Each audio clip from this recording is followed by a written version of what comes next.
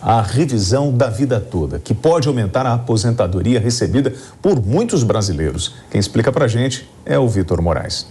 Antônio José já trabalhava antes de julho de 1994. Por isso, ele foi beneficiado com a revisão da vida toda e agora vai receber mais R$500 todo mês, chegando a R$6.000 de aposentadoria. A gente não acredita, a gente acha que não, deve estar enganado, não é possível que esteja tão bom assim. E de repente tem notícias que são boas, como essa, por exemplo. Eu vi uma notícia de que estava começando a ter a revisão de vida toda. E eu tinha pedido aposentadoria por idade e no cálculo da minha aposentadoria contaram só os 180 últimas contribuições, são 15 anos. Só que eu trabalhei muito mais do que 15 anos. Então, como tinha o tal da revisão para a vida toda, eu fui procurar advogado para conseguir fazer esse cálculo para ver se valia a pena para mim, contar o resto do tempo que eu trabalhei. E, efetivamente, chegar a uma conclusão que era interessante. No dia 1º de dezembro desse ano, o Supremo Tribunal Federal decidiu que é possível o segurado do INSS usar todo o seu período de contribuição para o cálculo do benefício previdenciário e não apenas os salários recebidos depois de julho de 94. É a chamada revisão da vida toda. Maria Faioc, advogada especializada em direito previdenciário, alerta que a revisão só vale a pena para quem tinha altos salários antes de 94 e cujas contribuições, ao serem computadas na aposentadoria, farão diferença no cálculo do valor. Quem vai ter direito? Pessoas que tinham salários altos antes de julho de 94, pessoas que estão aposentadas há menos de 10 anos. Estar aposentado há menos de 10 anos é um requisito, porque se a pessoa perdeu esse prazo, mesmo que ela tivesse direito, ela não vai mais poder entrar com a ação, porque ela não vai conseguir ganhar essa revisão. Depois da decisão do STF, muitos segurados já estão sendo assediados por empresas vendendo a tese como se fosse para todo mundo. De acordo com a advogada, os trabalhadores que ganhavam menos não terão nenhuma vantagem e que, se forem incluídas as remunerações antigas de baixo valor, isso pode diminuir a aposentadoria recebida hoje. Se você entrar no escuro sem um cálculo, imagina o risco que você corre. Você corre de lá no judiciário, o juiz mandar para um perito judicial contábil e o perito verificar que não, você tem direito de diminuir a aposentadoria. Então, para não correr o risco, tem que fazer esse cálculo e tomar cuidado com pessoas inexperientes, com esses golpistas que estão aproveitando essa euforia agora da revisão da vida toda, que estava sendo muito aguardada. Final de ano, festas, as pessoas ficam mais emotivas, menos atentas e acabam caindo nesses golpes. Maria diz ainda que, para evitar os golpes, a pessoa não deve, de jeito nenhum, passar os dados pessoais por telefone e deve ir pessoalmente ao local que está fazendo a abordagem. A decisão do Supremo Tribunal Federal não obriga o INSS a fazer a revisão administrativa. Por isso, a pessoa precisa entrar com uma ação judicial. Então, para a gente entender melhor essa mudança da revisão da vida toda, nós vamos conversar agora com a advogada especializada em direito previdenciário, Cristiane Grano-Reich. Cristiane, por que isso não é automático? Por que eu tenho que entrar na justiça? É uma maneira que o Estado tem de dificultar a vida do aposentado? Isso não deveria ser uma coisa calculada pelo próprio INSS? Boa tarde, William. Boa tarde a todos. O ideal seria que fosse, né? Mas, infelizmente, não foi essa a determinação do Poder Judiciário.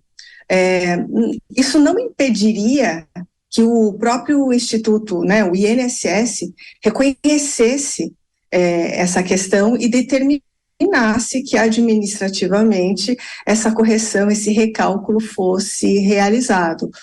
Mas aqui a gente tem uma série de dificuldades, né? Eles precisariam recalcular o benefício de muita gente para fazer uma filtragem aí e verificar quem de fato seria beneficiado pela tese. Então nós temos aqui uma série de problemas, né, que dificultariam inclusive essa eventual, mas não provável, revisão automática administrativa, digamos assim. Em direito previdenciário. A gente não pode falar que é por falta de dados. Dados nós temos. O que nós estamos falando é de uma escolha em tomar atitude ou não, né? A princípio sim, mas não necessariamente, William. Porque, por exemplo, no nosso extrato previdenciário, por conta de uma um histórico que a gente teve de muitas alterações de moedas e etc., coisas que não eram arquivadas, os nossos históricos de contribuição não eram arquivados no começo da década de 80, na década de 70, por exemplo. Então, há de fato uma carência, inclusive, de dados para isso, verdade seja dita. Né? Então, vocês percebem, teria que se fazer uma triagem muito grande, muito minuciosa, num número muito grande de segurados, para se encontrar possivelmente um número baixo, né, de beneficiados por essa tese. Então, eu também acredito que isso tudo dificultaria muito, né, um reconhecimento administrativo, sem exigir que as pessoas fossem até o Poder Judiciário. Então traz um problema para a gente, porque da mesma forma que eu não posso calcular e garantir esse benefício para a pessoa, eu vi na reportagem que em alguns casos você entra na justiça e o perito fala assim, olha, não, você tem que ganhar menos. Então assim, hoje tem gente ganhando mais do que deveria e tem gente que não está ganhando em função dessa dificuldade que nós temos? Olha, o importante aqui é a pessoa saber, ter noção do histórico previdenciário dela. Nós sabemos, não é verdade, se nós tínhamos salários maiores ou menores antes de julho de 94, que é essa data de corte. Então, cada um já tem que fazer consigo ali essa primeira filtragem. Por exemplo, essa revisão da vida toda, ela beneficia pessoas que tinham, de repente, um cargo bom, um bom salário como empregados antes de julho de 94, e depois disso, por exemplo, passaram a uma condição de empresários. E por conta disso, escolheram pagar, daí por diante, sobre um salário mínimo. O que a gente tem visto é que esse é o caso clássico, tá? De pessoas que se beneficiam pela revisão da vida toda. Então, a primeira coisa que a gente tem que fazer é a própria pessoa. Não, eu estou dizendo, né, que eu ganhava mais antes de julho de 94 do que depois. Aí a gente vai para um segundo passo, William. Ok, vamos tirar então o seu extrato previdenciário, é algo que, percebe, requer um cuidado aqui de um profissional também, né, junto com a pessoa.